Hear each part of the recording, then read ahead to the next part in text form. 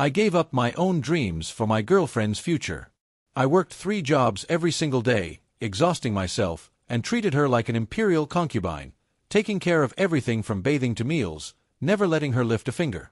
What I never expected was that while we were tangled together in passion, she would cry out another man's name, Makoto's.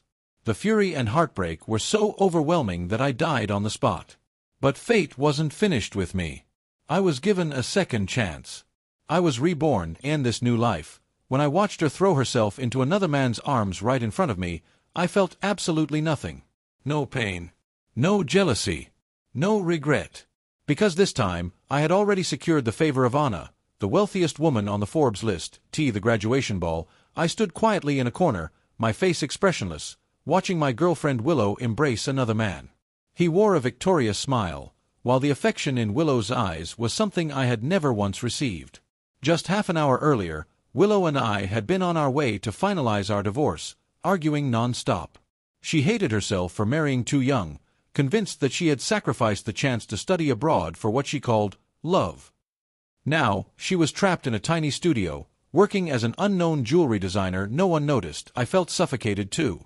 4 years, every time we were intimate after a few drinks, she would call out Makoto's name. She had even secretly been on birth control for 5 years. I was done with this marriage. Completely done. Then came the sound of screeching brakes. In an instant, the car spun out of control. A violent crash followed, and my world went black. When I opened my eyes again, I was back at the graduation ball. Willow was leaning into Makoto's arms, and I immediately understood everything. The Makoto she had been longing for all along was none other than the campus heartthrob from the art department. Just like in my previous life, the champagne tower on the stage suddenly collapsed. Crystal glasses shattered, champagne splashing everywhere as screams filled the hall. In my past life, Willow had rushed over without hesitation, crying as she shoved me aside. She had been injured by the broken glass, leaving a scar on her arm. But this time, I was nowhere near the champagne tower. Willow was tightly holding onto Makoto's arm, standing still. The two of them exchanged a glance across the chaotic crowd. Then, without a second thought, Willow turned around and left with Makoto.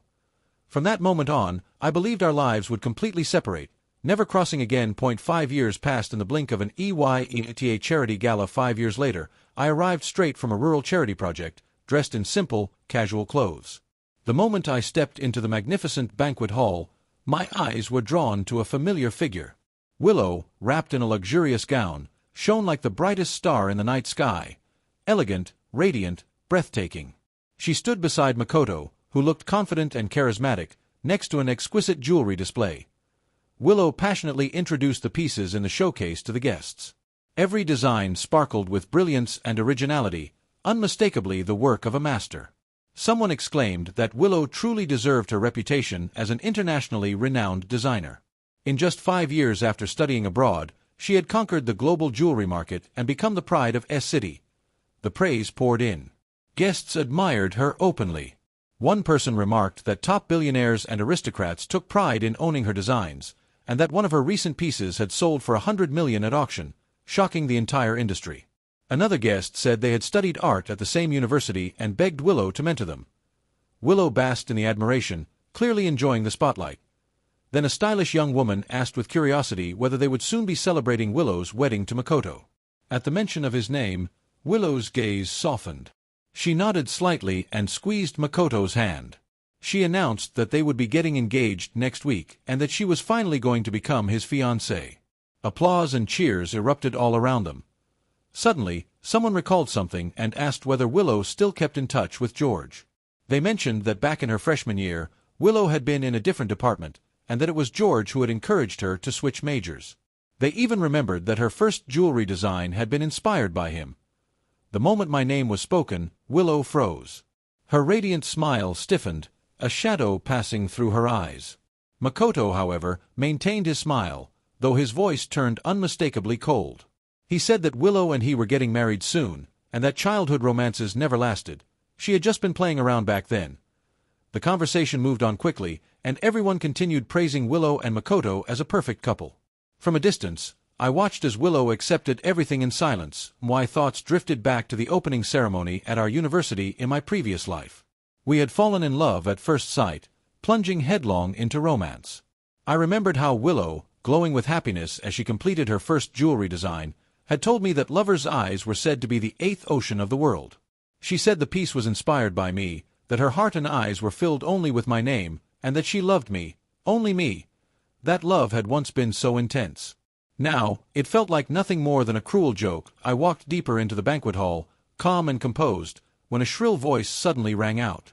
Someone shouted my name in disbelief, mocking my appearance and questioning how someone like me dared show up dressed the way I was. Others joined in, ridiculing me for looking out of place at a high-end charity gala, suggesting I ask Willow for a job, laughing at how pathetic I had become. The murmurs grew louder. Willow glanced over, her expression unreadable. When our eyes met, she frowned slightly and spoke with disappointment, saying that after all these years, I hadn't changed at all. Makoto wrapped his arm around her waist and laughed arrogantly, saying not everyone could be young and successful like him. He reminded everyone that I was her first love and mocked my appearance, even offering me a spare suit as a gift. The crowd burst into laughter. I looked at Makoto's designer suit, his luxury tie, and the expensive watch on his wrist, then down at myself. I had traveled for over 20 hours straight from a rural school, exhausted and wearing plain, wrinkled clothes completely out of place in this glittering hall. Just as Makoto was about to call someone over, I declined calmly, saying I didn't need it and wasn't used to wearing things like that. I turned and walked toward the lounge. Behind me, the whispers turned into outright insults. Makoto kissed Willow's cheek and mocked me further, while Willow dismissed me coldly, saying an ex should be as good as dead and accusing me of trying to crawl back into her life. Later, Willow came to the lounge and sat across from me. She slapped a bank card onto the table, saying it was compensation for the past and telling me to take care of myself. Memories of our past life flooded back, how we had gone from campus sweethearts to a married couple, how I had abandoned my dream of becoming an educator to support her ambition, working relentlessly to fund her career. I remembered the fights, the accusations, the night she screamed that she should have gone abroad with Makoto, that I was crushing her dreams, that marrying me was her biggest regret. Now, I calmly pushed the bank card back and addressed her as a stranger, refusing to take money from someone I no longer knew. She demanded an explanation. I remained composed, explaining that I was content with my life, that my job wasn't shameful, and that I didn't need her money. Makoto then offered me a job at his studio, dripping with condescension. I declined again. Mockery followed from every direction. Makoto laughed and warned me not to let pride ruin my future, framing everything as kindness. I couldn't help but laugh. To me, this entire performance, forcing money and jobs on me, was nothing more than a childish farce. I chose not to explain myself because I had long grown accustomed to keeping a low profile. But if we were really going to talk about wealth, then everyone in this room combined wouldn't even come close to me. I rejected them firmly once again. I really don't need it. Stop insisting. Willow finally lost all patience. She let out a scoff, her voice dripping with contempt. George, you're hopeless. You'll never amount to anything. Just stay poor and die for all I care.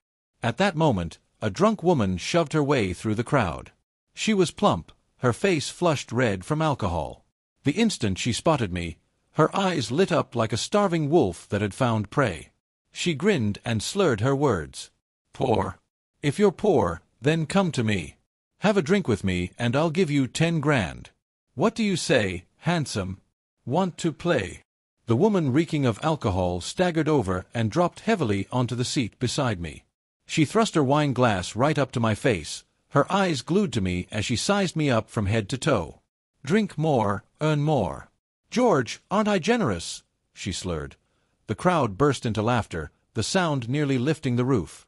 Someone mocked loudly, looks like George just found himself a sugar mommy. Another chimed in, there's nothing wrong with living off a rich woman, just don't act all high and mighty about it. That's the third daughter of the Bai Corporation. She's loaded.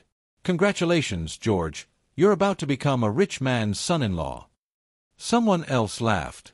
Go easy on him, Miss Bai. George's skinny arms and legs might not survive your enthusiasm. The ridicule echoed non-stop. To them, I was nothing more than tonight's entertainment, turning this so-called charity gala into a complete circus. I frowned, regretting that I had ever attended this fake philanthropic auction. If I weren't waiting for someone important, I would have left long ago. Suddenly, the woman wrapped herself around my arm like an octopus. I clenched my teeth, unwilling to shove her away by force. In that split second of hesitation, she grabbed a bottle of wine and tried to pour it straight down my throat. "You should feel honored, George. Don't play hard to get. I'll give you 100 grand, just be obedient." The sharp smell of alcohol flooded my nose, burning as it went down. I choked violently. Instinctively, I threw a punch, but I underestimated her sheer weight. I barely moved her at all. Her bulk pinned me in place while the surrounding guests laughed and egged her on, even handing her more alcohol to dump on me. I clenched my phone, about to call for help, when a sharp voice suddenly cut through the chaos. "Enough. Stop it." Willow. She appeared out of nowhere, gripping the drunk woman's wrist tightly. "Behave yourself. This is a gala, not your personal playground. And George is not your toy. Let go of him. Now." The drunk woman clearly hadn't expected Willow to step in. Willow was now one of S-City's elites, a world-renowned jewelry designer. Even a drunk socialite from the Bai family wasn't stupid enough to openly challenge her. She laughed awkwardly, trying to smooth things over. "Willow, I was doing this for you. He just doesn't know how to appreciate a good offer." Willow's voice turned ice-cold. "My business with George has nothing to do with you." She reached out and grabbed my arm. "Go clean yourself up. Look at you, you're a mess." I met her eyes. Behind her, Makoto's expression twisted with barely contained rage. His jaw clenched so tightly I could almost hear his teeth grinding. His girlfriend had just publicly defended her ex-boyfriend. How could he possibly swallow that humiliation? Makoto stepped forward and grabbed my wrist. "I'll take him to change. Willow, go back to your guests." Willow hesitated, as if she wanted to say something. But when her gaze met mine again, a faint redness rimmed her eyes. I forcefully pulled my arm free, swept a cold glance over the crowd, and walked toward the restroom. Makoto cursed quietly, but as soon as he noticed the murmurs around him, he smoothly redirected the conversation. "I heard the CEO and young master of Sakura Enterprises are upstairs in the conference hall. We might get to see the wealthiest woman in S-City tonight." That instantly reignited the crowd's excitement. She's been interested in Willow's designs for a long time. Looks like Willow and the CEO are going to be the stars of the evening. Satisfied, Makoto turned and followed after me in the restroom. I had just finished rinsing off the alcohol and was using the dryer to get my clothes dry when a sharp knocking echoed against the door. Bang, bang, bang. Makoto stood there with his arms crossed, his face twisted in disdain. "A loser like you, what right do you have to show up here?" he sneered, stepping inside. His voice was full of venom. "George, do you know how badly I wish you'd just disappear? Every damn time Willow and I get intimate, she calls your name." My hands froze. Makoto laughed darkly. "You're really making me wear a green hat, huh? Do you know how much I hate you? And just now, Willow actually got emotional because of you. Do you know the last time she lost control like that?" I casually brushed dust off my sleeves and interrupted him coldly. "I don't care, Makoto. You're 30 years old. Stop acting like a child." I stepped forward, ready to leave, though his words lingered in my mind. Calling my name. That wasn't how things used to be. Before I could exit, Makoto suddenly slammed his fist into the sink with a loud crash. Then, as if perfectly rehearsed, he collapsed onto the floor, clutching his head.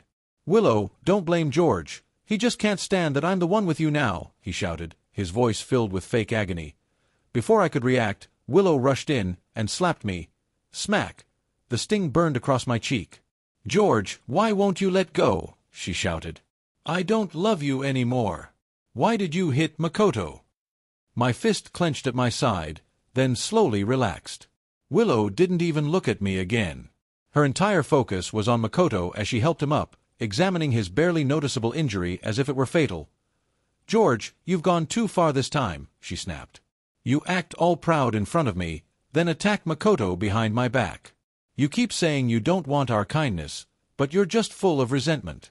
You disgust me. Such a hypocrite." I was about to explain, but before I could speak, Willow cut me off. "Shut up. You make me sick. You'll never have me. Just give up already." I watched them walk away, and suddenly, I laughed. I straightened my clothes and returned to the banquet hall. By now, The crowd had shifted its attention to the mysterious billionaire guest of the night, the richest woman in S-City. She wasn't just wealthy, she was famously beautiful and elegant. Despite being only in her early 30s, she was already a dominant force in business. She also had a 4-year-old child, though her husband remained a mystery. "Do you think we'll finally see her husband tonight?" someone speculated. "He's been hidden for so long. How incredible must he be to marry someone like her?" Another person said, "Her husband is a nationally renowned professor, one of the top educators in the country. Universities fight over him, and parents beg to get their kids into his classes. I heard he's insanely dedicated, basically a modern-day Confucius. I should start a live stream. If I get a shot of him, I'll go viral." Suddenly, someone noticed me again. "Look, George is back." The crowd turned. He actually dared to hit Makoto and still hasn't left. Bai, still furious from earlier, spotted me and charged over like a lit firecracker. Without warning, she stomped hard on my leg. "You pathetic bastard, lusting after someone else's wife," she spat. This time, Willow didn't intervene at all. She sat comfortably on a sofa, feeding Makoto grapes, watching with a cold smile. Makoto pretended to be magnanimous. "Don't be too harsh on George. Feelings can't be controlled. When Willow and I get married, George, you should come have a drink. It's time to move on." The crowd immediately praised him for his grace. Makoto and Willow are a match made in heaven. "George, apologize already. Stop ruining the banquet." People surrounded me, pointing fingers. Someone even threw a fruit peel at me. Bai, desperate to reclaim her dignity, suddenly lunged forward. She slammed into me with all her weight, knocking me to the ground, then straddled my waist and wrapped her thick fingers around my throat. "You worthless trash," she screamed. "Apologize to Makoto and Willow right now." Camera flashes lit up the room as guests eagerly recorded my humiliation. Makoto feigned concern. "Don't hurt George. He's just blinded by love." Then he smiled at me. "Get up, George. You look like a stray dog. It's pathetic." I lifted my head, met Makoto's gaze, then looked at Willow. Her face held only disgust. "George should kneel and apologize," she sneered. "He's garbage." That was when I realized there was no reason left to give Willow any dignity at all. I smirked. "Didn't you just say that every time you and Willow are intimate, she calls my name?" Silence crashed down on the room. I continued calmly. "Tell me, Makoto, the last time she lost control because of me, what exactly happened?" Then I laughed lightly. "Makoto, you sound insecure. Are you afraid that even while loving you, Willow still secretly has me in her heart?" The weight of my words froze everyone. Even the woman on top of me blurted out in shock how Willow could be thinking about George while with Makoto. I shoved her off and stood up, brushing myself off. I was done with this place. It was nothing but a gathering of pathetic clowns. Whispers spread. Doubts formed. Willow suddenly rushed over and grabbed my arm, her face pale and shaking. She accused me of slander, of trying to ruin her reputation, demanding I explain myself. Makoto pulled her away and accused me of deliberately hurting Willow, painting himself as the wounded party. The crowd turned against me, calling me scheming, malicious, unworthy of being a teacher. Shouts rang out, demanding I leave. I slowly turned to Makoto, my gaze cold and steady. "There's a security camera in the hallway outside the restroom," I said deliberately. "How about we check the footage together?"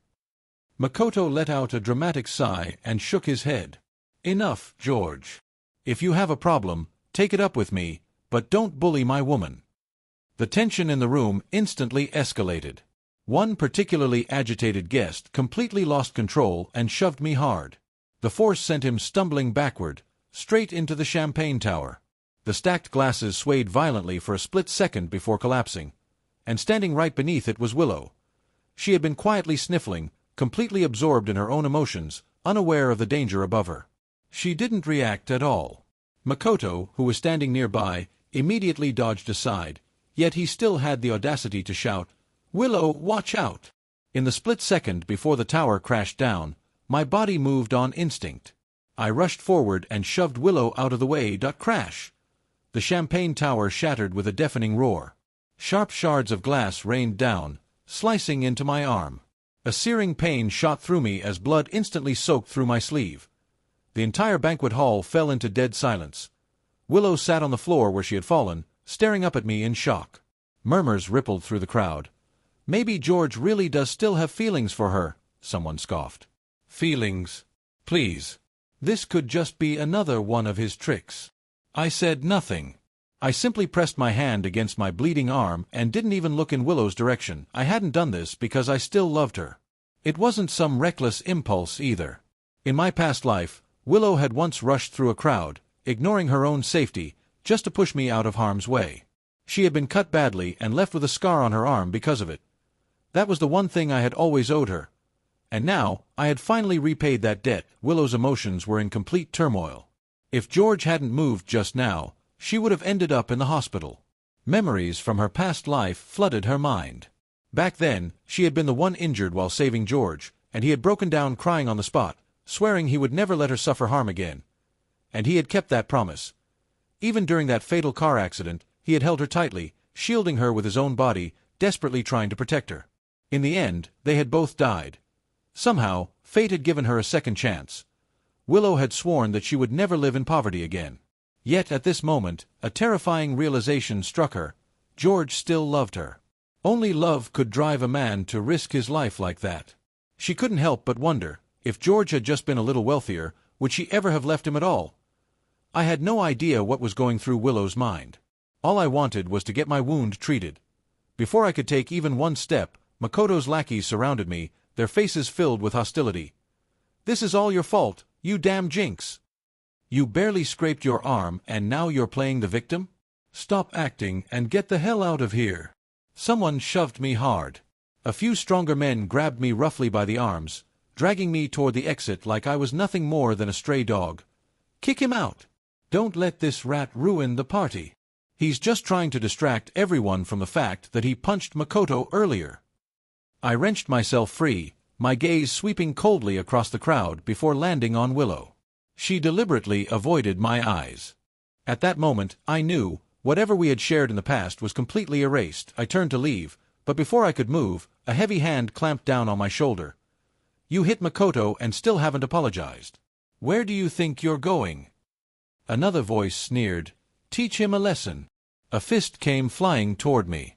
I was just about to counter when someone suddenly spoke up. "Wait a second. No matter what, George just saved Willow. Shouldn't she at least say thank you?" The murmurs shifted. All eyes turned to Willow. She sniffled softly, quickly composed herself, then looked at me with icy disdain. "I never asked him to save me. He just likes meddling in other people's business. If he hadn't hit Makoto first, none of this would have happened. He got hurt. That's his own fault." The moment those words left her mouth, people began nodding in agreement. She's right. George totally deserved this. The man who had hit me earlier grabbed my hand again and mockingly smacked my own palm against my face. "What, cat got your tongue? You gonna cry?"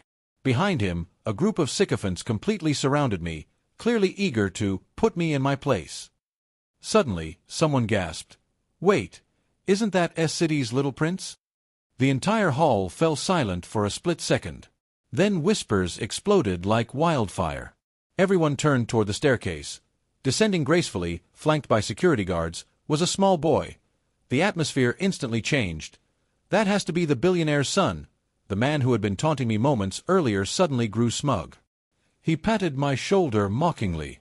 "If I were you, I'd kneel and welcome him properly. He's the most important guest tonight.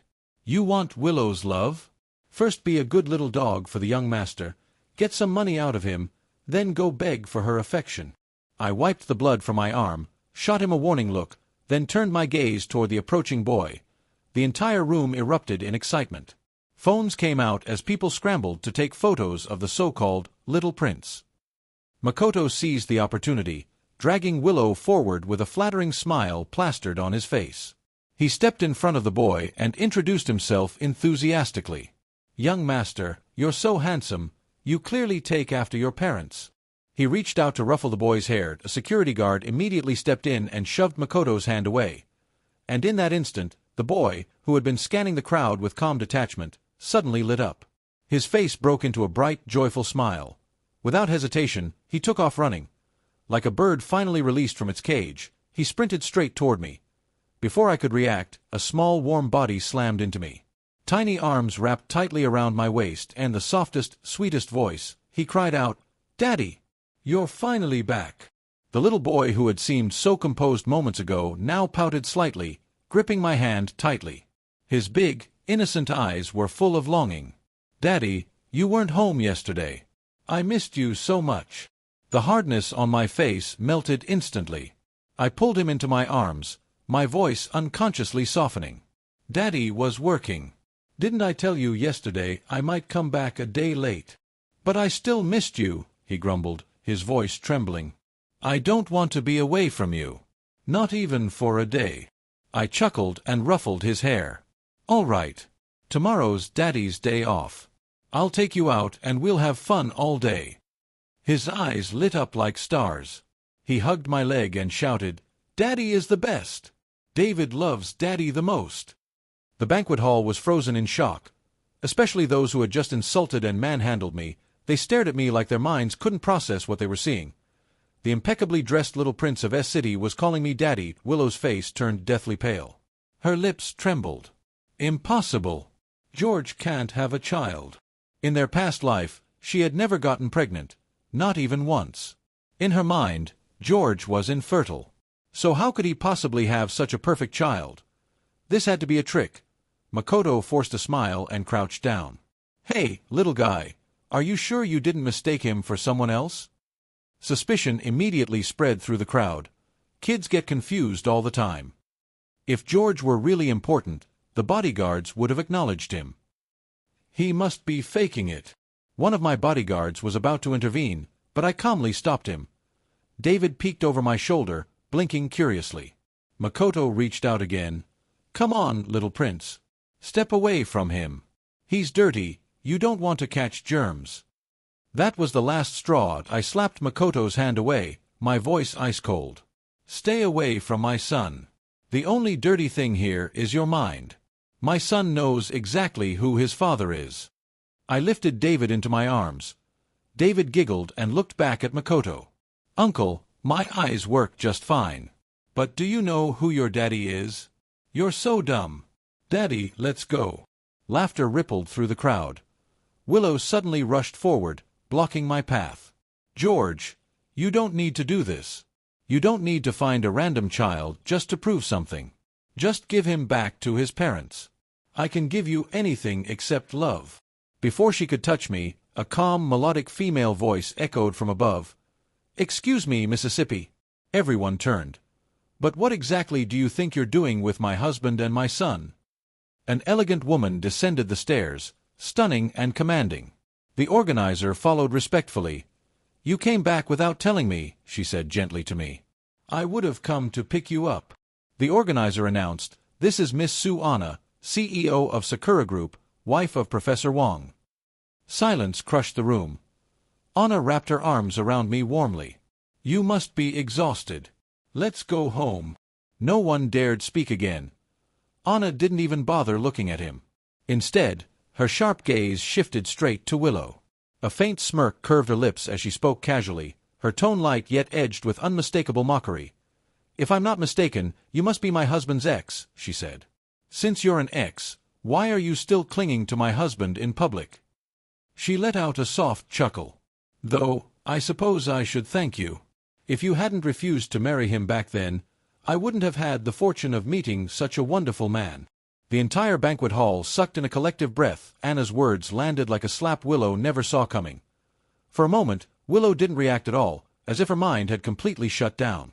Then her gaze snapped toward me, her eyes filled with disbelief and something close to devastation. "George," she demanded, her voice trembling, "is this your way of punishing me? Is this how you're getting back at me for leaving you? How much did you pay these people to put on this act?" She sounded desperate. Delusional, I let out a quiet breath and finally shattered the illusion she was clinging to.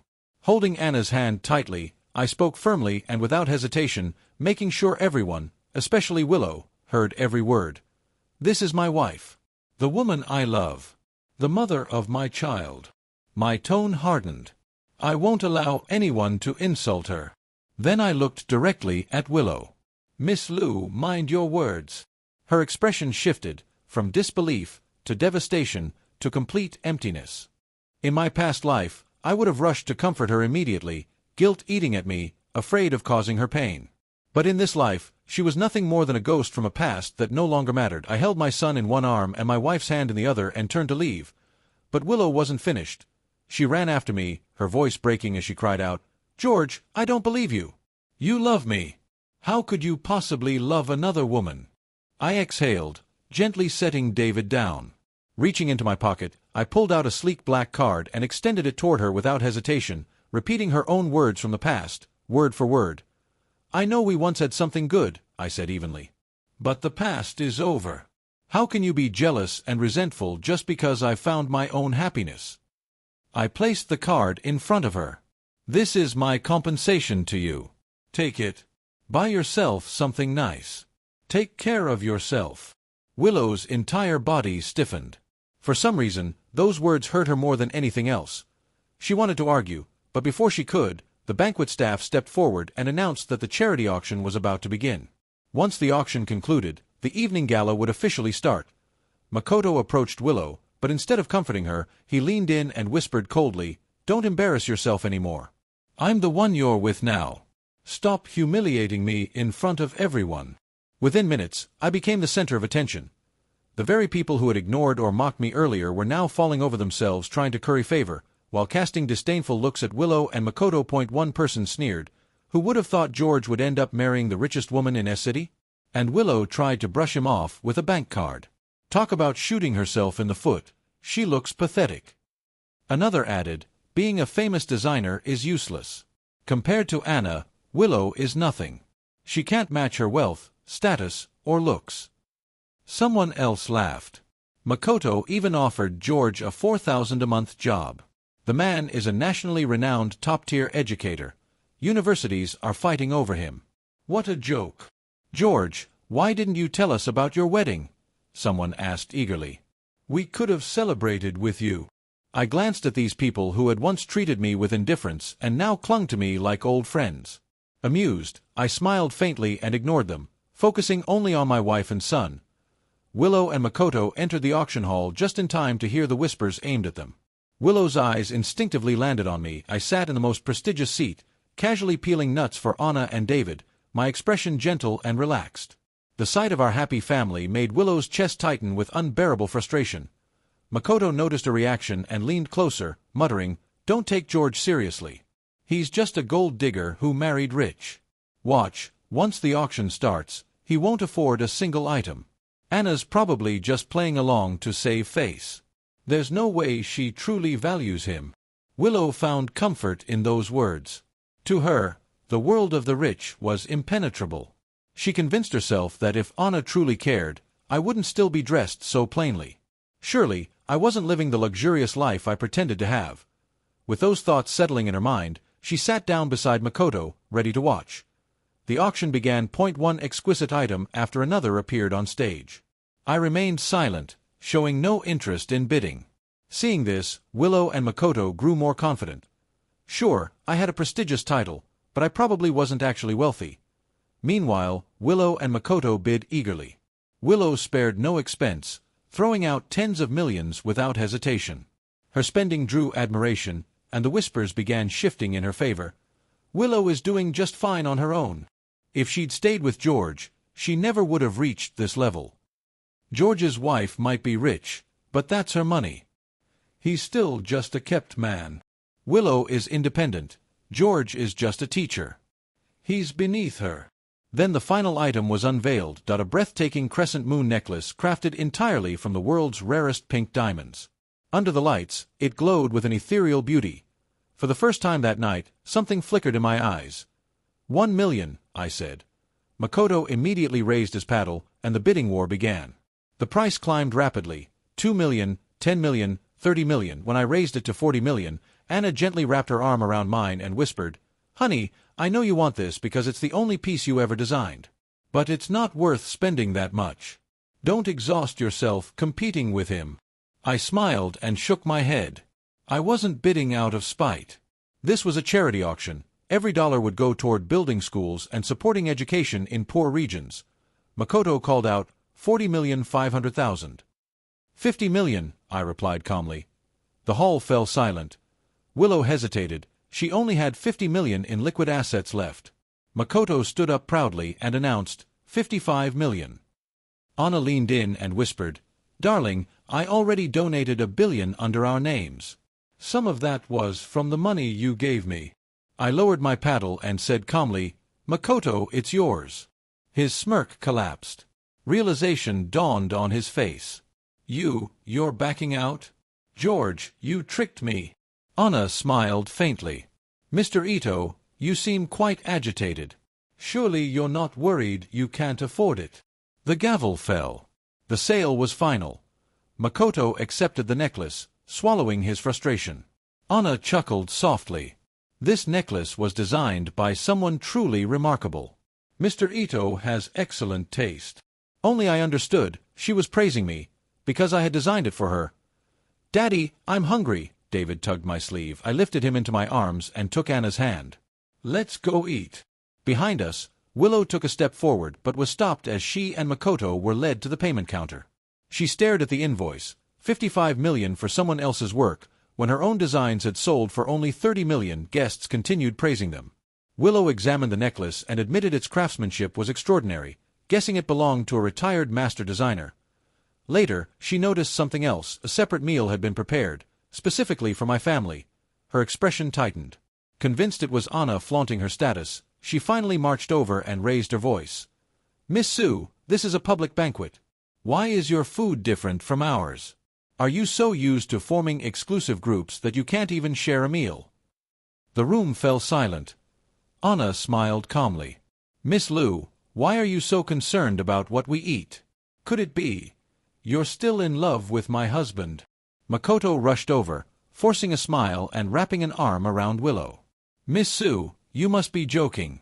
My girlfriend would never love your husband. He tugged her hand, urging her to speak.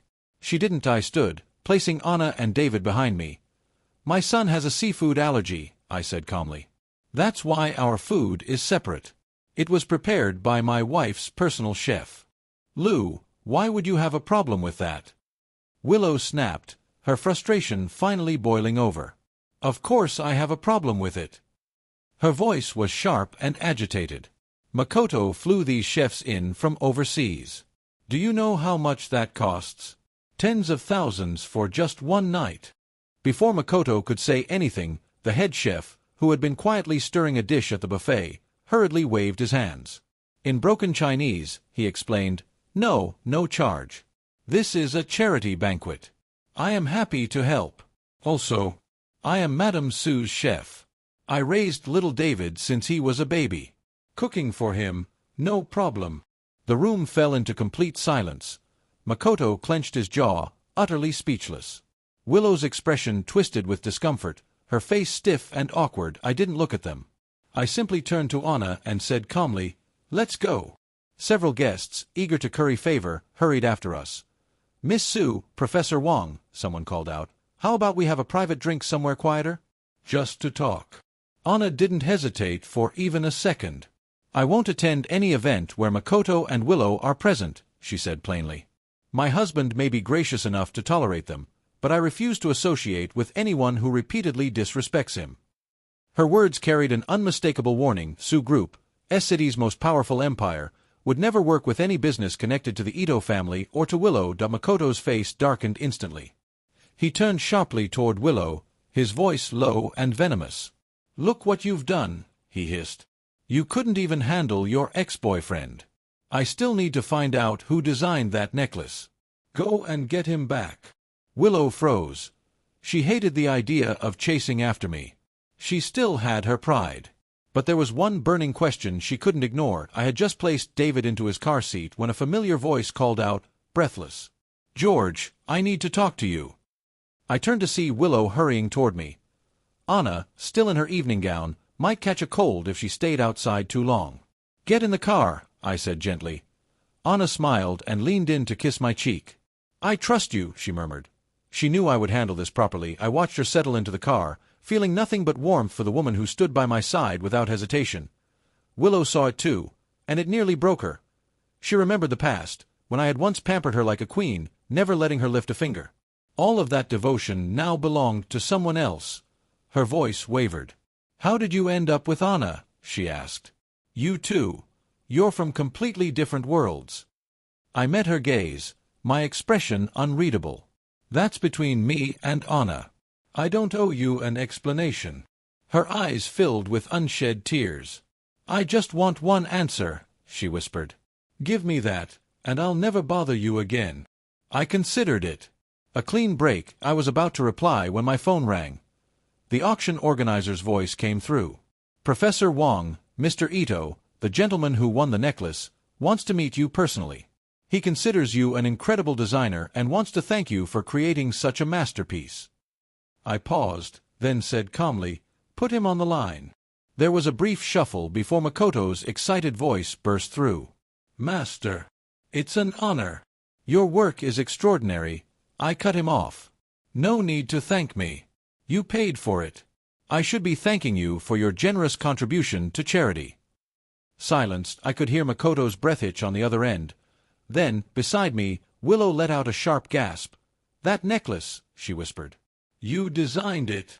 Her voice trembled as realization dawned. I had never been artistically gifted, so how had I created such a piece? Had I done it for Anna? No, her mind rejected the thought. Tears welled up as she grabbed my sleeve. "You designed it for me, didn't you?" she choked. "George, this was your way of holding on to me. You don't really love Anna. Your marriage is fake. You're just putting on a show to make me jealous, aren't you?" Her voice shook as she stepped closer. "Fine," she whispered. "If you just admit that you still love me, I'll give you another chance." I couldn't help but laugh at her delusion. Keeping my distance, I looked straight at her and spoke with absolute clarity. "I love Anna. She is the moon in my life." Willow opened her mouth to argue, but I cut her off. "Didn't you say that if I told you how Anna and I met and fell in love, you'd stop bothering me? I hope you keep your word." The story itself was simple. Anna has a younger brother who struggled with severe learning disabilities and psychological issues. Most schools and teachers found him too difficult to handle. In the end, she sent him to the school where I was teaching.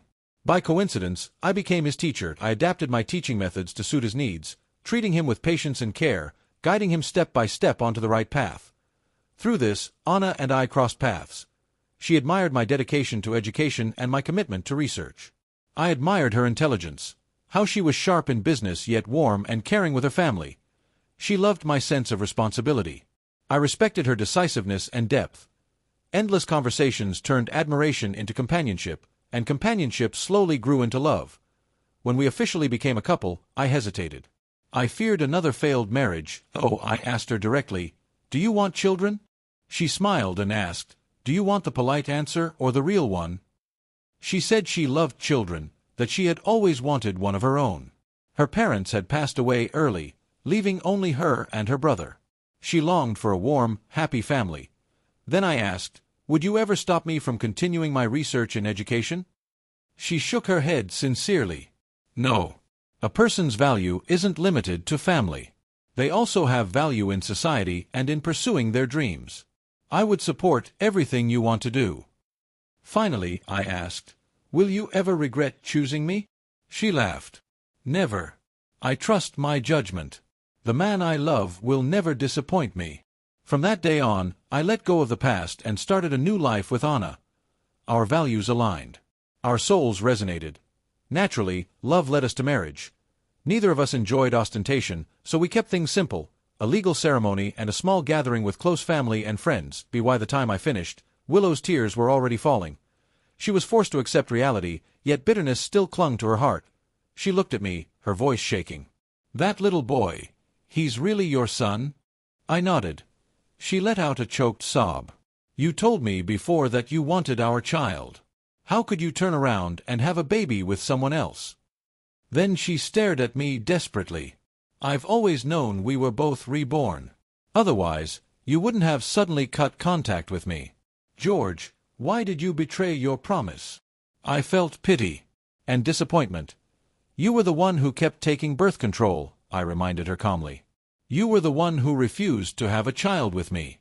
Don't push your regrets onto me. I continued evenly. You were the one who said you regretted marrying me. You were the one who dragged me to file for divorce. We crashed on the way to the courthouse. When we woke up at the graduation ball, you left without hesitation. You already made your choice. So why cling to me now? Her face twisted in anger. You never supported me, she shouted. You secretly emailed art studios telling them not to accept my designs. You ruined me, and yet I still loved you. I frowned. If I hadn't supported her, I wouldn't have abandoned my own dreams and worked myself to exhaustion for her success. I told her the truth.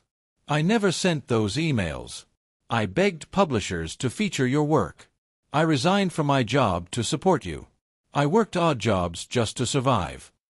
Why would I sabotage you? Her face turned pale. Another doubt gnawed at her. Then why wouldn't you buy me that design tool? She whispered. I scoffed lightly. Do you really not remember? We had no money. Your mother was ill. We drained every last cent on hospital bills. I asked you to wait 2 weeks, just until my paycheck came in. But instead, you left. And do you even know that when things were at their worst, I sold my blood just to keep you fed? She trembled violently, because deep down, she knew I wasn't lying. Then she whispered, devastated, Makoto told me it was you. I looked at her with nothing but exhaustion. 10 years together. And you believed one sentence from someone else. My wife and son are waiting for me. This is the last time we'll speak. She chased after me. Do you still love me? I didn't stop walking. My love for you died in our last life. I have a wife who understands me, and a son who is kind and brilliant. As I walked away, I glanced at the night sky, and there, hanging luminous and steady, was the moon. A month later, I received a reunion invitation. I set it aside, until Anna climbed into my lap, smiling. Let's go. It's at my mountain resort. We can camp. Then she whispered playfully, I need to make sure there are no more hidden love rivals. I pulled out a velvet box. Inside was a second necklace, one I had designed myself. But both my first and second designs belonged to Anna, because she was the only woman worthy of them. I gently cupped her face. Darling, I said softly, meeting you was the best thing that ever happened to me. I'm lucky to love you. And you never need to worry. My heart belongs to only one person. Her eyes shimmered with happiness. Then I added, let's leave tonight. That way we can get a good night's rest before the reunion. I rarely spoke sweet words, but when I did, I always meant them. Anna nodded eagerly, her joy obvious. After leaving our son with the nanny, we got into the car and prepared to leave. David, who had been watching us the whole time, suddenly ran over to the window, pouting, Daddy! Mommy! I want to come too, he whined. Anna reached out and pinched his chubby cheeks playfully. If you come, she teased, then we won't be able to have a baby sister. David froze. His little hands clenched into fists, his eyes widening with excitement. Baby sister, he whispered. Anna nodded with a smirk. So, do you want to come with us, or do you want to wait for your baby sister? David stayed silent for exactly 2 seconds before nodding furiously. Okay. I'll wait for my baby sister. Anna and I burst out laughing and then drove off. When we arrived at the reunion the next day, we were surprised to see that many people had already arrived. They were all from our old department and dormitory. I held Anna's hand tightly as I introduced her to everyone.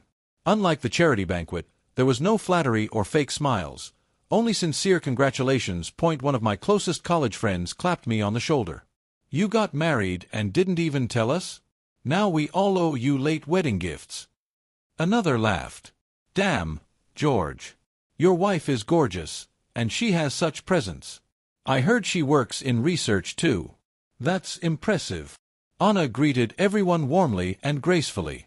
Most people thought of S-City's wealthiest woman as an untouchable ice queen, but in reality, she was lively, kind, and down-to-earth. As we chatted, someone suddenly brought up Makoto.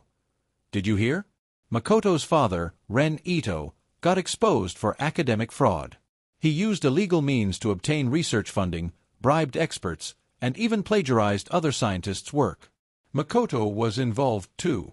The group fell briefly silent before someone pulled out a news video.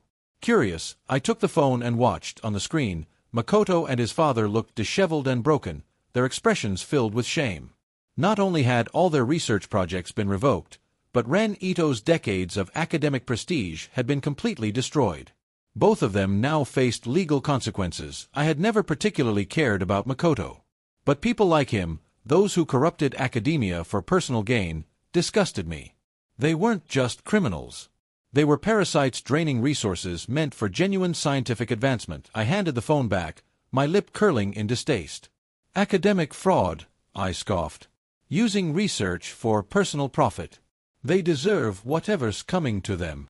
Sensing the tension, Anna leaned into me playfully and pouted. Darling, don't get so worked up. I'm not like them, right? Her tone was light, and I knew she was trying to ease the mood. I smiled and wrapped an arm around her waist. The conversation shifted, and I took the chance to introduce Anna's research. Her company followed strict ethical standards, and every project aimed to contribute meaningfully to society. Unlike Makoto's father, who exploited the system, Anna upheld integrity in her work. That was something I deeply admired about her. Just as we were about to head in for dinner, a staff member approached me. Sir, someone is waiting for you outside. Frowning slightly, I excused myself and stepped out. I wasn't surprised to see Willow, but I was shocked by how she looked. She appeared frail. Her once radiant beauty had faded, her cheeks were hollow, her skin a sickly yellow. Her designer clothes hung loosely on her thin frame, as if she had lost a great deal of weight. The expensive jewelry she wore only emphasized how drained and exhausted she was. The moment she saw me, her dull eyes lit up with hope. George, she gasped. Did you see the news? I didn't answer. She stepped closer, desperation written all over her face. It was me, she said. I was the one who reported Makoto and his father. In our past life, even when she was drunk, Willow had always called out Makoto's name. She once told me he was her white moonlight, the one she could never forget. After we married and she discovered he had feelings for her, her heart had completely drifted away. Even though she lived under the same roof as me, her thoughts were always with another man. She was constantly irritable, nitpicking everything I did, comparing me to others, making me feel as though the love and care I gave her had turned into something she despised. And this life, I had let her go, and she had successfully ended up with her so-called white moonlight. Yet now, she had turned against him. It made sense. Only someone close to Makoto could have accessed such private information. He must have let something slip, assuming that since they were about to get engaged, Willow would protect his secrets. Instead, she exposed him completely. I still stepped back, keeping my distance. And why are you telling me this? I asked coldly. Do you want me to thank you on behalf of the scientific community? Willow forced a bitter smile and rolled up her sleeve, revealing an old bruise on her arm. Because Makoto hit me, she whispered. Her voice trembled, her body weak. I never thought he would actually hit me. That night, after he got drunk, he started talking about you. He said that if I had stayed with you, he would have made sure I believed you were sabotaging my career. She took a shaky breath. I thought you were lying before. But now I know, in our last life, it really was Makoto who fed me those lies. I confronted him, she continued. I demanded to know why he tried to ruin us. Do you know what he did? She let out a broken sob. He laughed. He hit me. He called me pathetic. She wiped her tears with trembling fingers. He said I was the one who dumped you. That I was the one who climbed into his bed. That it had nothing to do with him.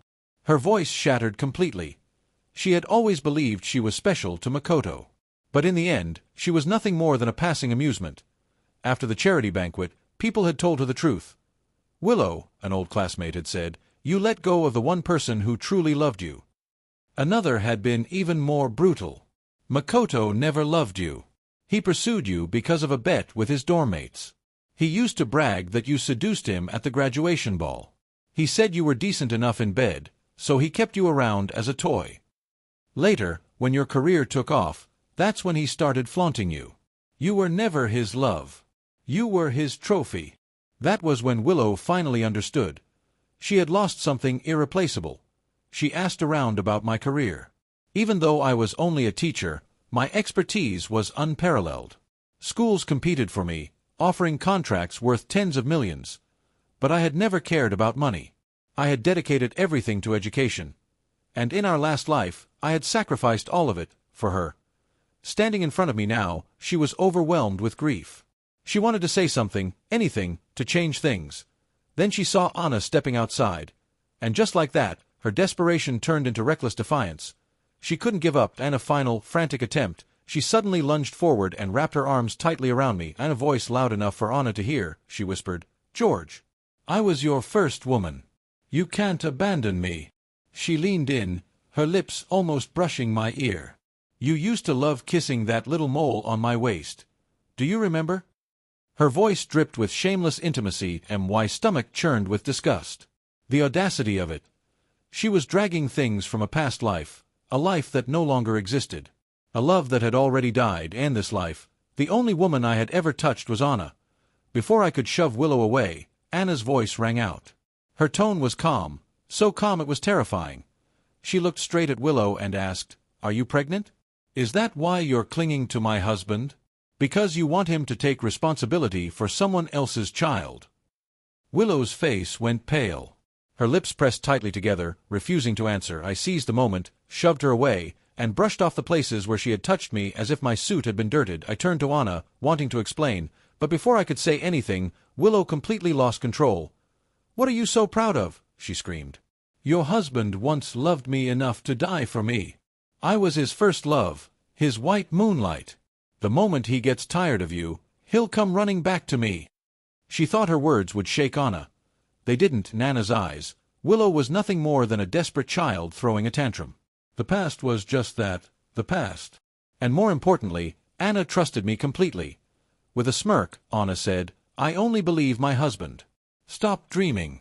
You had your chance, and you threw it away. Now that he's doing well, you think you can just come back and take what's his?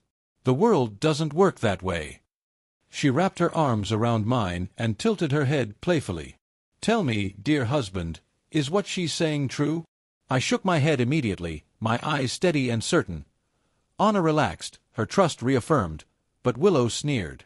"You coward! You just don't dare admit it." She turned back to Anna. "Do you know? He used to be my husband. He cooked for me, did laundry, even bathed me. When I was sick, he stayed up all night. If I cried, he'd kneel to apologize. He gave up his entire career for me. He even sold his blood just so I could eat well." She started off boasting, but her voice broke and tears streamed down her face. Anna hadn't been angry before, but now something tightened in her chest. Not because of what Willow said, but because of how she said it. Anna crossed her arms and stared at her. "If he was so good to you, then why did you betray him?" she asked coolly. "You trampled on the most genuine love a man could give. Now you regret it. Too late. What you threw away, someone else treasures now." Willow shook her head frantically.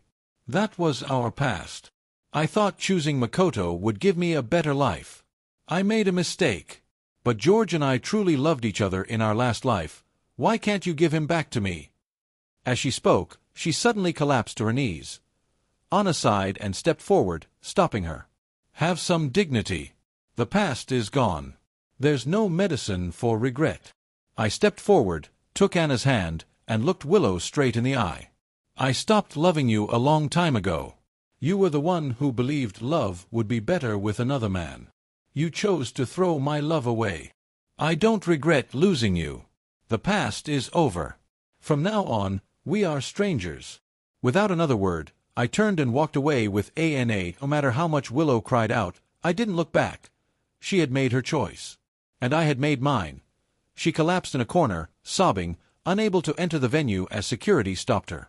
But as she sat there alone, she made a desperate vow to herself. This time, no matter what, she wouldn't let me go. A week later, my name was all over the headlines. Willow had participated in an international jewelry competition and won first place with a new collection called A Lifetime of Love. At the award ceremony, she publicly confessed to me. I found out while at school. A group of parents approached me hesitantly. "Professor Wong, is it true? Did you really leave your wife for that jewelry designer?" The internet was in an uproar. Willow had romanticized our story, turning it into a tragic, epic love cut short. But I felt nothing, except disgust. You only regret after losing something. What was the point now? I was furious. Just as I was about to call Willow and demand she stop this nonsense, my phone rang. T was an unfamiliar number. I hesitated, then answered. The voice on the other end was anxious. Hello. Are you Miss Lou's boyfriend? I'm not, I said flatly. The caller ignored me. This is S-City First People's Hospital. She was in a car accident, and she miscarried. Please come quickly. I frowned. You have the wrong person. I'm not. The nurse's voice lowered. She was pregnant.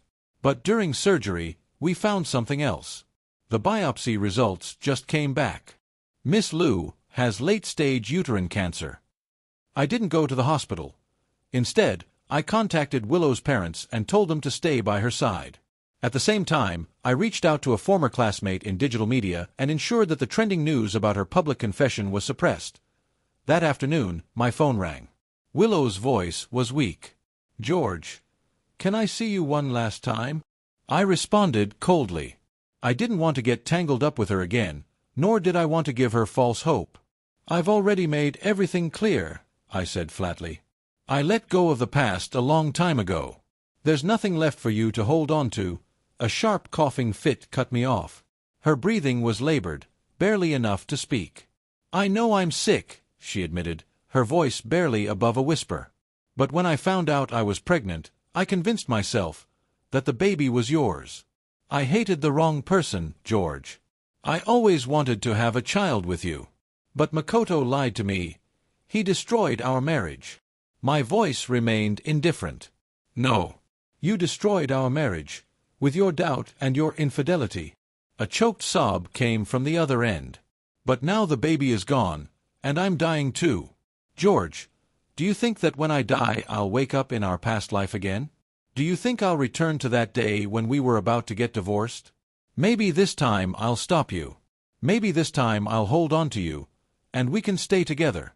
Because I love you. You were the first person I ever loved. Even with my hardened heart, I couldn't deny the sting of her words. For a long moment, I said nothing. Then finally, I spoke. You should go somewhere with better medical treatment. Fight for your life. Don't give up. I've said these words to you before. She let out a broken laugh, her voice trembling. I'll wait for you, George. If you don't come, I won't close my eyes. I ended the call. At that moment, a student walked into my office to deliver some documents. For a brief second, my mind wandered back to my first day at university, the freshman ceremony. Willow had stood beside me as one of the student representatives, her high ponytail swaying as she smiled brilliantly, a ray of sunshine in human form. Now that once radiant flower was withering away, I remembered how flustered she had been when I confessed how I had clumsily played a song on my guitar, and how she had shyly nodded. I had been ecstatic. We had been so in love. And yet, love had turned to resentment. If not for the car accident that gave us a second chance, we would have died in our past life, carrying nothing but hatred for each other. I sighed. Perhaps it was time to put an end to it. On my way to the hospital, I stopped by a market to buy Anna and David's favorite ingredients, knowing they'd be waiting for me at home. When I arrived at Willow's hospital room, she looked even thinner than before. She had lost all the beauty she once prided herself on, her delicate features now frail and ghostly. The moment she saw me, her eyes filled with tears, but they also brightened with hope. "George," she whispered, her voice trembling. "I knew you'd come. You could never truly abandon me. You still care about me. You're only angry because you love me too much." She clutched the blanket weakly. "I was wrong before. Everything was my fault. But I just want you to know. I never regretted being with you. You always treated me like a princess. No one has ever loved me the way you did." Her gaze was feverish. "George, I know I made mistakes, but please, can't we start over? I promise I'll do better. I'll fight the illness. I won't let them remove my uterus, because I want to have a child with you. I love you." I exhaled slowly, placing the bag of fruit I had brought onto the table. Then, looking directly into her desperate eyes, I crushed her last shred of hope. "Willow," I said quietly, "the moment you walked away from me after we were reborn, our relationship ended." My stance remained firm. I have a family now. A wife and a child I love dearly. So from now on, don't say these things again." Willow shook her head in disbelief. "No, we never officially broke up. How could all those years of love just disappear? I know you're angry at me, George. But don't be. I've admitted my mistakes. You used to hate seeing me cry. Why won't you forgive me now?" I remained expressionless as I pulled my hand away from hers. "You have late-stage cancer. Even if we were just ordinary friends, I would have still come to see you. If my presence made you think I still have feelings for you, then I apologize. But your parents will take care of you, and I won't be staying any longer. In our past life, I desperately tried to hold on to our marriage. That was the most foolish thing I ever did. I should have let you go sooner. Now, I no longer love you, and I hope you stop living in the past." Willow's face contorted with pain. She had clung to that last shred of hope, but now she was finally forced to accept the truth. She had lost me. Completely. The man who once adored her, who lived and breathed for her, was now someone else's. As I turned to leave, her voice suddenly rang out, loud, shrill, desperate. "All women are the same. Do you really think Anna loves you? She's S-City's wealthiest woman. Why would she ever fall for an ordinary man like you? You too won't be happy, George. You're fooling yourself. I'm the only one who was ever truly meant for you." I quickened my steps, refusing to dignify her words with a response. I had wanted to leave her with a shred of dignity. But Willow, she hadn't changed at all. Just like in our past life, she couldn't stand when things didn't go her way. When she was doing well, she looked down on those who weren't. When she was doing poorly, she envied those who were happier. And worse, she wanted to drag them down with her. People like her would always be filled with regret. Always unsatisfied. I had done my part. From now on, Willow's fate had nothing to do with me. As for Anna, my love for her was unshakable. People always thought I had married up, that Anna had stooped to be with me. But Anna had never seen it that way. From the beginning, she had always told me, "In this relationship, we are equals." Willow had once mocked my decision to become a teacher, belittled my passion for education. But Anna had taken the time to truly understand me. She once wrapped her arms around me, pressing her lips against my ear and whispering in admiration, "Darling, you've changed the lives of so many children with your textbooks and teaching methods. No amount of money could ever compare to that. You're amazing. You're a hero." Because of Anna, I learned what real love was. Real love wasn't doubt. It wasn't sabotage. It was the guiding light in the darkness. It was the warm hand that held yours through the coldest nights. It was two people fighting for their dreams together, walking side by side, lifting each other higher. Anna and I had come so far. Willow's desperate words would never make me question the bond we had. I thought this would finally be the end. That Willow would finally give up. But then, she entered another jewelry design competition. This time, the theme was future. Her entry, a pendant. Two small figures locked in an embrace, 18-year-old versions of me and Willow, from the time when we had once been madly in love. During the years Willow spent studying abroad, she truly achieved great success. Every one of her jewelry designs caused a sensation. She was hailed as a genius designer, a rising star in the industry. But now she used that fame to buy off reporters and media outlets. Television stations, live broadcasts, and online platforms were flooded with her version of our love story. She even named her latest engagement ring Design George. Not just in S-City. Now the entire world knew that we had once been in love. And in front of millions of viewers, live on air, Willow bowed her head and apologized, her voice trembling with humility. "George, I truly regret everything. Losing you has been the most painful experience of my life. I was blind. I didn't cherish you when I had you. Please forgive me. We loved each other so much. My jewelry sells so well because it's inspired by my love for you. George, come back. Come back to me. I really can't live without you." Hearing those words now, I found them utterly ridiculous. I coldly watched the screen and immediately dialed Anna's number. She was still at work when she answered. Upon hearing what had happened, she huffed. "I'm not happy," she said playfully. "I think I need to punish you. You sure do attract a lot of troublesome women. People watching that broadcast must think I'm some pitiful abandoned wife. I chuckled. Whatever punishment my wife gives me, I'll accept it. But Anna, I was afraid you'd misunderstand. I was afraid you'd think I still have feelings for Willow. I paused, then added softly, Anna, you don't know how grateful I am to have met you. I love you so much. But Willow keeps harassing me, trying to ruin our marriage. Anna could hear the frustration and helplessness in my voice. She sighed, her tone gentle. Darling, did you forget the vows we made on our wedding day? She whispered. I'll hold your hand and we'll grow old together. In this life, I will never leave you. Forever and ever, we will be together. That was the difference between Anna and Willow. No matter what happened, Anna chose to face it with me. Willow, on the other hand, had abandoned me without hesitation, and only came crawling back when she saw me thriving. I turned off the live broadcast and vowed never to watch anything related to Willow again. That evening, I picked up Anna and David from work and school, ready to return home to our peaceful life. But as soon as I saw Anna, she told me something unexpected. Willow had been stabbed by Makoto.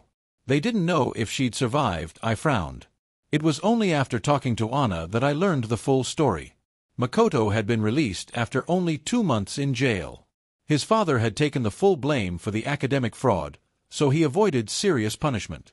But he lost everything, his wealth, his reputation, his career. With nowhere else to turn, he went looking for Willow. Yet Willow refused to see him. She called him a loser and cursed him to die. That was the final straw. Enraged, Makoto snapped. He grabbed a knife and attacked her. As he stabbed her, he screamed that she was ungrateful. That he was the one who helped her get to where she was today. That she had abandoned him when he lost everything. Anna shuddered as she recalled the news. When they carried Willow out, her clothes were drenched in blood, she said. Then she looked up at me, her gaze steady. Darling, everyone who ever hurt you, they're finally getting what they deserve. I thought for a moment, then asked Anna, can I go see Makoto? He would undoubtedly be sentenced this time. But before that, I want to see him, one last time. Anna didn't hesitate. Instead, she wrapped her arms around me and pressed a soft kiss to my lips. Go, she said. David and I will be waiting at home. Don't make us wait too long. At the detention center, Makoto sat motionless in his cell. His hands were still stained with dried blood. His head hung low. He refused to speak, refused to cooperate with the police. After I confirmed my identity, I was allowed to meet with him. In that room, I only said 2 things. The first, you always loved Willow, didn't you? All that bragging, all those things you said in public, it was just to satisfy your own vanity. Just to get back at her for once losing control over me, wasn't it? What really happened that time?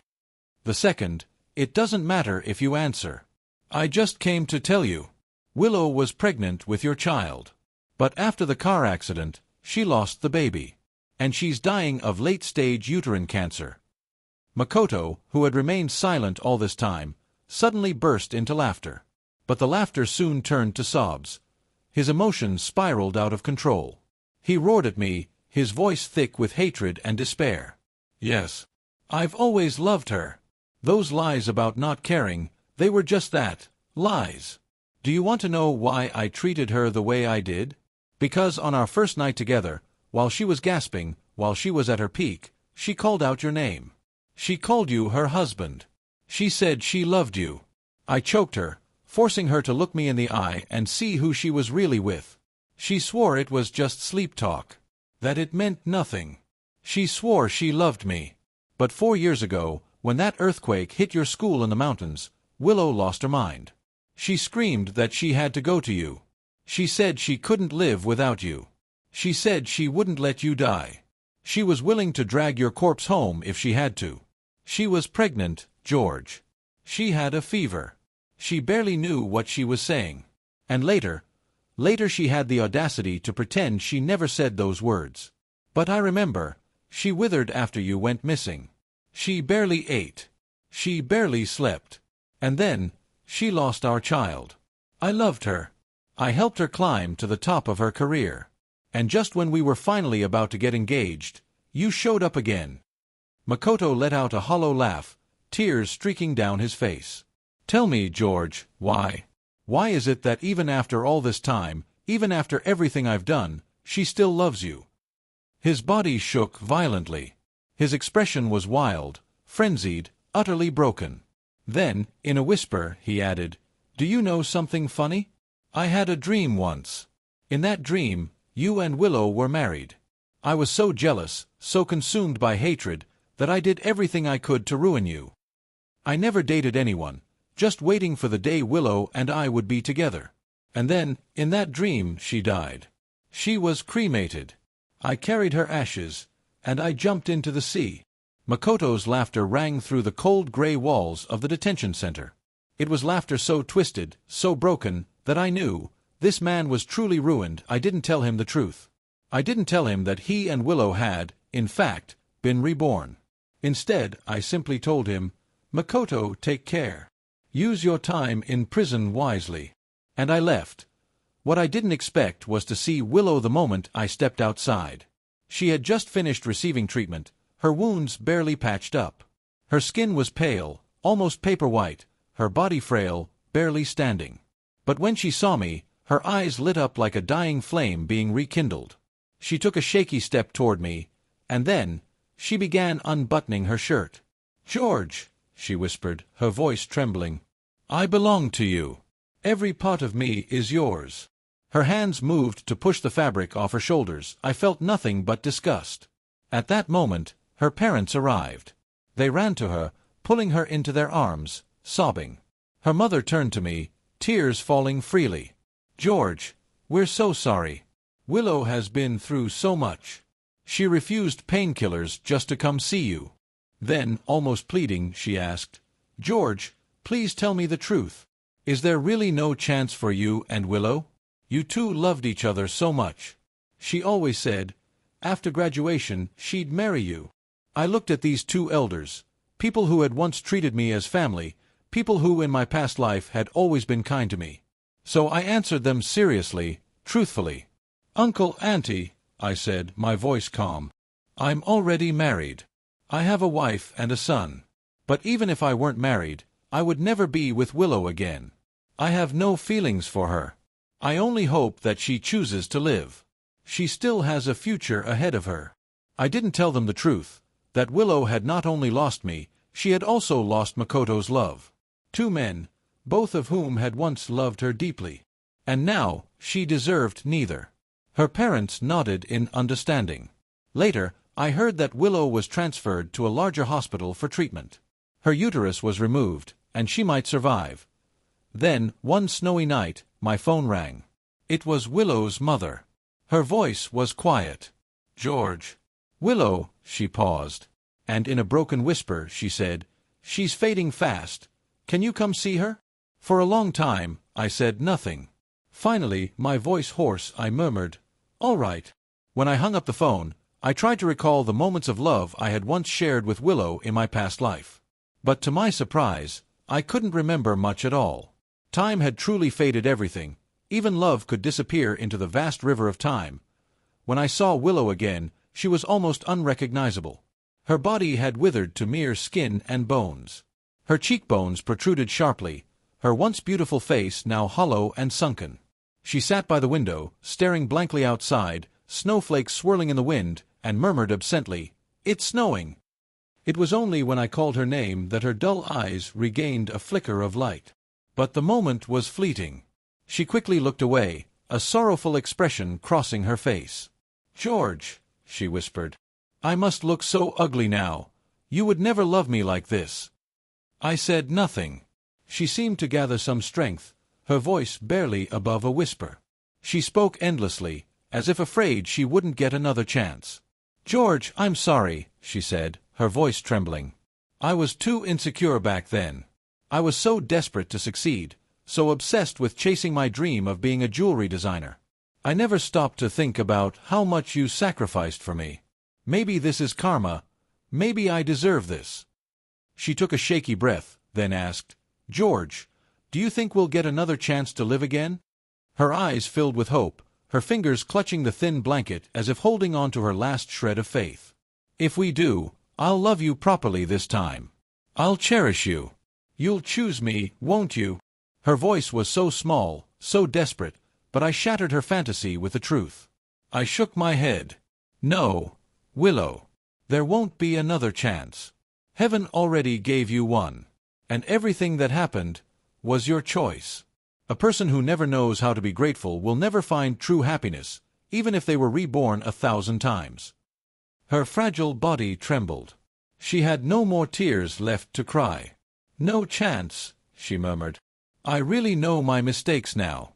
Why can't you just say that it's okay? My answer was firm. Because it's not okay. I never visited Willow again. I had something far more precious to protect. My present, my family, my happiness. A few months later, spring arrived. I was given the opportunity to study abroad in the United States for 3 months. Though I was excited, the thought of being apart from Anna and David made my heart ache. But the moment I arrived at the airport, I was stunned. There, standing in the crowd, was Anna, holding David in her arms. David clutched a bouquet of flowers, his little face beaming with joy. Daddy, you're finally here. I hurried forward, scooping them both into a tight embrace. Anna giggled, playfully teasing me. Surprised, aren't you, darling? She said, her eyes sparkling. How could I let you come here alone? No way. We're family, we're supposed to be together. She kissed my cheek. So, are you happy? I pulled her in closer, my heart overflowing. Anna, I whispered, I'm so happy. I love you. During those months in the U.S., we explored new places, took countless photos, and created unforgettable memories. It was the happiest time of my life. Until one day, during a short trip, I received news. Willow had passed away. Not long after, a report came from the detention center. Makoto had taken his own life. For a moment, I was lost in thought. Then I turned, and saw 2 figures running toward me. One small, one big. Daddy, darling. I smiled, opened my arms wide, and welcomed them into a future that was truly mine.